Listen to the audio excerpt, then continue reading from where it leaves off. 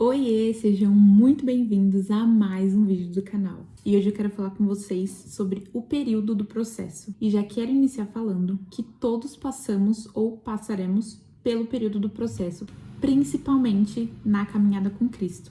E quando a gente ouve falar sobre o processo, sobre o período do processo, já dá um friozinho na barriga. Mas a gente precisa ter em mente que é durante o período do processo que somos lapidados, que somos aperfeiçoados para a obra de Deus. E uma coisa importante para sempre lembrar é que é durante o período do processo que Deus passa a gente na peneira. Porque primeiro a gente recebe uma promessa e a partir do momento que a gente decide seguir na caminhada dessa promessa, vem as provas, que é aí o processo, o lapidar de Deus, literalmente a peneira.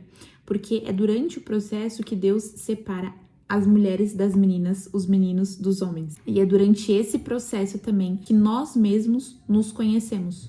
E o que é uma peneira? É literalmente para tirar tudo aquilo que a gente não quer que fique. O peneirar de um suco, o peneirar de uma farinha, a gente tira o que não serve para jogar fora. Então, durante o processo de peneira, Deus vai tirar da gente todo o nosso orgulho, toda a nossa arrogância, toda a nossa iniquidade, toda a nossa soberba, toda a nossa ganância. Ele vai tirando, ele vai limpando a gente durante o processo. Só que a gente precisa aguentar essa pressão de ser passado na peneira, porque Deus, ele quer nos abençoar, ele quer nos dar uma vida plena e satisfeita nele. Porém, a gente não pode buscar Deus apenas pelas bênçãos. E o que distingue uma pessoa madura de uma pessoa imatura na fé? Que literalmente a pessoa imatura, ela só pede. E a pessoa, quando tá madura na fé, ela vai falar: Deus, eu te entrego, eu te dou, está em suas mãos, eu coloco em suas mãos e que seja feita a tua vontade. E eu não tô falando que é errado pedir, tá? Porque na palavra de Deus, ele mesmo nos instrui a pedir. Lá em Mateus 7:7 fala: peçam e será dado, busquem e encontrarão, batam e a porta será aberta, pois todo aquele que pede, recebe, o que busca, encontra, e aquele que bate, a porta será aberta. Mas a gente precisa entender que o pedir, apesar de não ser um pecado, apesar de não ser errado, não deve se tornar algo primordial na nossa vida. A gente precisa sim pedir para Deus nos ajudar, nos fortalecer, nos fortificar, a passar pela prova, a passar pelo período de processo, porém a gente precisa também entregar o nosso coração, entregar o nosso melhor, oferecer sacrifícios a Deus. O que seriam esses sacrifícios? É literalmente tudo aquilo que mortifica a sua carne e fortalece o seu espírito. Jejum, oração, propósito. Jejum, que seria o jejum? Você tirar uma refeição. Tem gente que faz 3 horas, tem gente que faz 12 horas, não importa o tempo. Eu acredito que o que vale realmente é a entrega do seu coração. Então, se você tirar uma refeição, o café da manhã, o almoço, o jantar, enfim, o que seja, você tirar uma refeição e esse tempo você consagrar ao Senhor, você está fazendo um jejum. Você fazer um propósito, você tirar as redes sociais, você tirar o café, você tirar o doce por um período, você está fazendo um propósito. Então, tudo isso serve para você mortificar a sua carne e fortalecer o seu espírito para ter mais intimidade com Cristo. E lembrando sempre que não é você tirar esse tempo e ficar com pensamentos impuros, com atitudes pecaminosas, falando palavrões, fazendo fofoca, fazendo intriga, brigando. Isso não agrada o coração de Deus. E são nessas áreas também que a gente precisa matar a nossa carne para fortalecer o nosso espírito e nos aproximarmos ainda mais de Deus. Somos seres humanos falhos, propensos a errar, mas a partir do momento que a gente entende que os nossos desejos carnais, os nossos impulsos de pecar não vão nos dominar, a gente começa a orar e o Espírito Santo vem e nos fortalece. Quando a gente trabalha nossa mente para não fazer aquilo que desagrada a Deus, a gente consegue nos santificar e oferecer o nosso melhor para Deus. Então, durante o processo, não seja aquela pessoa que só murmura, lamenta muito, você só reclama, você só murmura, você só fica ali prostrado, se vitimizando muitas vezes e não faz nada para mudar, para aprender, porque durante o processo a gente precisa entender que a gente tem muita coisa para aprender, que Deus quer nos ensinar muita coisa. Então, durante o processo, não desista de lutar. Lá em Gálatas 6, versículo 9, fala: e não nos cansemos de fazer o bem, pois no tempo próprio colheremos, se não desanimarmos. Lute com todas as suas forças e quando as suas forças faltarem, clame para Deus te ajudar. mas não desista. Não deixe o desânimo te parar. Não permita que as afrontas te paralisem. Não permita que as adversidades te impeçam de seguir adiante e, principalmente, não deixe que nada abale sua fé. Eu sei que é difícil, eu sei que em muitos momentos a gente duvida, a gente pensa que Deus não tá com a gente pensa que o silêncio de Deus muitas vezes é um sinal de abandono, mas não, a gente precisa continuar lutando, por mais que a gente não enxergue, por mais que a gente não ouça, a gente precisa manter a nossa fé alinhada com aquilo que Deus já nos disse. Porque durante o processo, Deus ele vai nos dar instruções, sim, mas vai ter muitos momentos também que ele vai ficar em silêncio. E é aí que a nossa fé é provada, porque você só tá com Deus quando você recebe sinais e respostas, ou você está na caminhada com Cristo por quem Ele é. Porque em muitos momentos a gente vai precisar seguir só com a confiança, só com a nossa fé. Deus ele vai ficar em silêncio e a gente vai precisar ter um nível de intimidade tão grande que a gente já vai saber o que fazer. Justamente por isso que Deus nos deixou a palavra dele pra gente seguir conforme está escrito na Bíblia. Sabe quando você tem um amigo muito íntimo e você precisa resolver uma situação com base na opinião dele, só que ele não tá ali com você? E você pensa e você sabe o que ele vai fazer. Então você fala, não, se ele estivesse aqui, ele faria isso. O nosso relacionamento com Deus deve ser exatamente nesse nível. Quando ele estiver em silêncio, a gente já sabe o que fazer. Algo muito importante que a gente também precisa ter em mente é que a gente pode sim desistir do processo. É uma escolha nossa. Deus não nos obriga a fazer nada. Você que decide desistir ou sair aprovado desse processo. Só que você também precisa saber que Deus deseja fazer algo através da sua vida. Porém, nada é sobre você. Não é sobre o seu testemunho, a sua vida financeira, a sua boa saúde, a sua cura, o seu casamento, que é um exemplo, a sua família, que é uma bênção. Nada disso é sobre você. É sobre Jesus ser glorificado através da sua vida.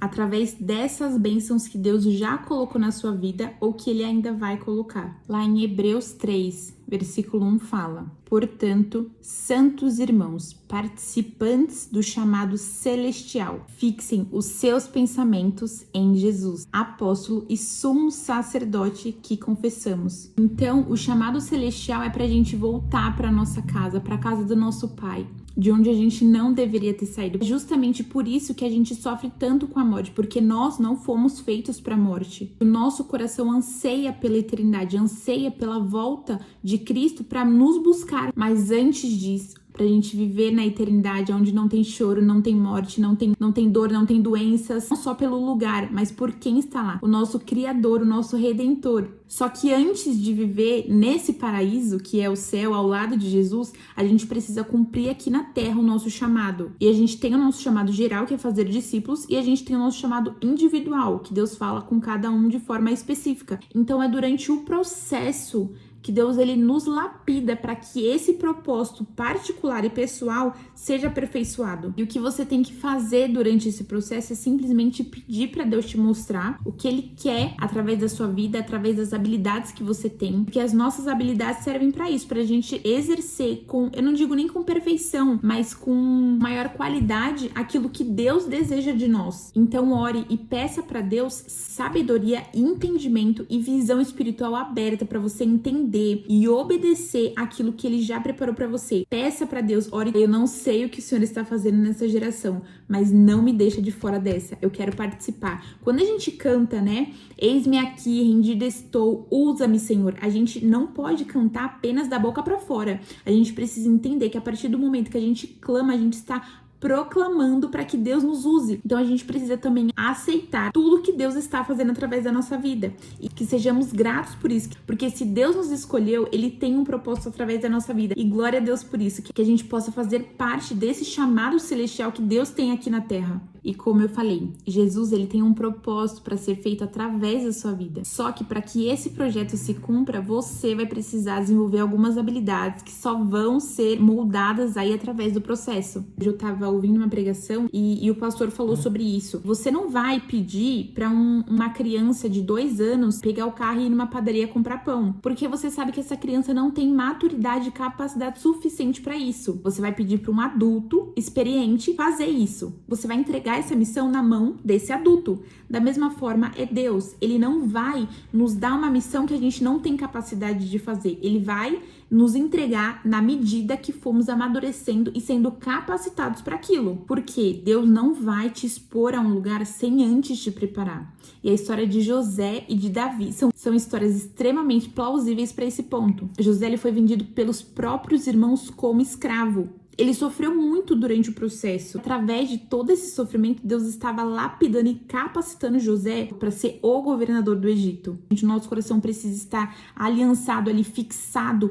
na presença de Deus, para que nada nos tire do propósito que ele tem para nós. E Davi também é um grande exemplo aí de processos, né, que a gente pode mencionar, que também passou por muitas lutas, perseguições, principalmente na família. E tudo começou lá na família, né? A história de José começou na família, a história do rei Davi começou na família. Ele era rejeitado pelo pai, pelos irmãos. Ele se tornou também um rei, e na Bíblia também menciona que Davi era um homem segundo o coração de Deus. E porque Davi era forte, era bonito, era corajoso? Não, gente, Davi era o mais fraco de todos os irmãos. Davi era um improvável, mas Deus, ele ama os improváveis. Aqueles que ninguém dá nada, é justamente esse que Deus ama usar e mostrar que para o homem pode não ser nada, mas para Deus é uma pedra preciosa, bruta, a ser lapidada, para resplandecer a luz dele. Lá em 1 Samuel, capítulo 16, versículo 6, fala: quando chegaram, Samuel viu Eliabe e pensou: com certeza é este que o Senhor quer ungir. O Senhor, contudo, disse a Samuel: não considere sua aparência nem altura, pois eu o rejeitei. O Senhor não vê como o homem vê a aparência, mas o Senhor vê o coração. Então, que Deus encontre no seu coração algo lindo e puro, que ele fale: é esse que eu quero usar. E uma frase que eu ouvi e faz muito sentido também para esse momento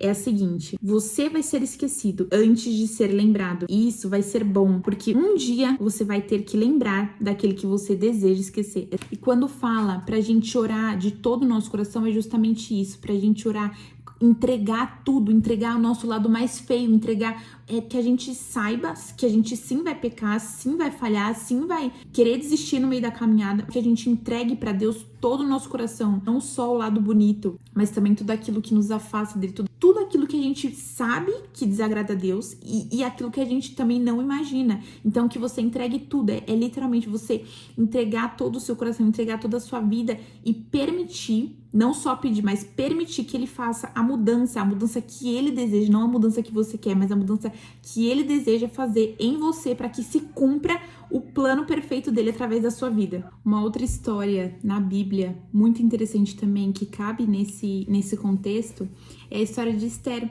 que ela foi chamada como rainha para salvar o povo dela. Lá em Esther, capítulo 4, versículo 14, diz: pois, se você ficar calada nessa hora, socorro e livramento surgirão de outra parte para os judeus, mas você e a família do seu pai morrerão.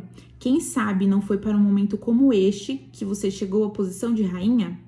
Então, como eu disse, você tem o livre-arbítrio para não aceitar o processo de Deus. Ele não vai forçar nada na sua vida. Ele vai usar outra pessoa, ele vai fazer de outra forma, o propósito dele vai ser cumprido. Queira você fazer parte ou não, mas eu não sei você. Eu me alegro muito de ser uma pessoa escolhida por Deus para fazer parte do plano perfeito que ele tem aqui na Terra para nós. E para finalizar, eu quero falar o último ponto, que é: Deus, ele pode até te dar o que você tanto quer, o que você tanto pede para ele, mas antes ele vai fazer você não querer tanto, porque Deus, ele não divide a glória dele com nada e nem ninguém. Então, se Deus percebe que o que você quer tanto no momento é algo que, se ele te der, ele vai te perder, ele vai, esse algo vai roubar a sua atenção e o seu coração da presença dele, do foco que é Jesus, ele não vai te dar, não naquele momento. Ele primeiro vai lapidar o seu coração para que você não dê tanto foco, para que você não transfira todo o seu coração e todo o seu pensamento para isso que você tanto pede. Primeiro, ele quer que você busque inteiramente de todo o seu coração a presença dele. E se você, assim como eu, tá passando por um processo de lapidar e de moldar de Deus, eu quero te encorajar a não desistir, a não olhar para trás. Por mais que você canse no meio do caminho, peça